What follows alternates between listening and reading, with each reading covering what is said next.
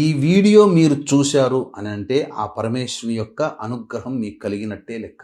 పరమేశ్వర అనుగ్రహం కలిగేటువంటి వ్యక్తులకే మీరు ఈ వీడియో చూడడం జరుగుతుంది.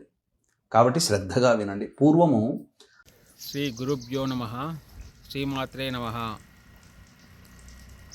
శ్రీ మహాదేవ దేవాలయం, గ్రామం కూకట్, యాలాల్ మండర్, వికారాబాద్ డిస్టిక్.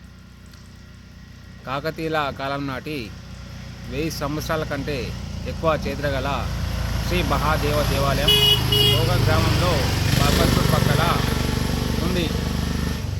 ఈ దేవాలయాన్ని కాకతీయులు స్థాపించారు అని చరిత్ర చెప్తుంది. అదేవిధంగా ఇంకో చరిత్ర ఏం చెప్తుందంటే, రావణుణ్ణి రాముడు సంహరించినప్పుడు బ్రాహ్మణ హత్య పాపం పోగొట్టుకోవడానికి కోటి లింగాలు స్థాపించాలని శ్రీరాముల వారికి ఋషులు చెప్పినప్పుడు శ్రీరాముడు ఆ కోటి లింగాలలో ఇక్కడ ఒక లింగాన్ని స్థాపించాడు. ఈ లింగానికి బ్రహ్మసూత్రం ఉంది.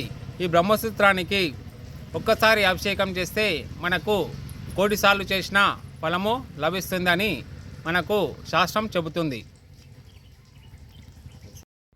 ఈ గుడి మనము తాండూరు నుండి కోకట్కు వెళ్ళే దారి లోపల తాండూరు నుండి 2 కిలోమీటర్ బ్రిడ్జ్ దిగి తాండూరు నుండి సాయిబాబా గుడి నుండి మనం కోకట్ పోయే ఆన్ ది వే లోపల రైట్ సైడ్లో ఉంటుంది ఈ గుడి. కోకట్కు కొంచెం దూరం లోపలనే ఉంటుంది ఇది. ఈ గుడి మహాత్యం ఏమిటిదంటే, బ్రహ్మసూత్రం కలిగి ఉంటుంది ఈ లింగానికి. కావున ఈరోజు అరుంధతి నక్షత్రం కాబట్టి ఇక్కడ స్వామివారు చెప్పినట్టు మేమైతే అభిషేకం చేయించినాము, రుద్రాభిషేకం చేయించినాము. మళ్ళనేమో అన్ని కార్యక్రమము పూర్తి చేసుకోవడం జరిగింది ఈ గుడి లోపల. ఇక్కడ చాలా పురాతనమైన దేవాలయము ఇది.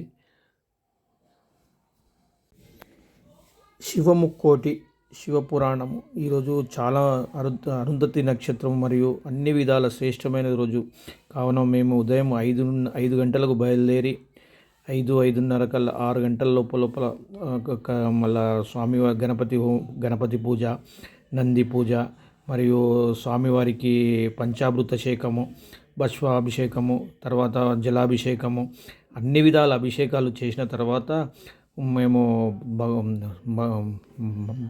స్వామివారికి పూలు పండ్లు సమర్పించి స్వామివారికి విభూతి అభిషేకం చేయడం జరిగింది, అలంకరణ చేయడం జరిగింది. తర్వాత మేము చాలా ఆనందంగా చేసినాం ఈ కార్యక్రమం చేసుకున్నందుకు. స్వామివారు చెప్పినట్టుగా ఇక్కడ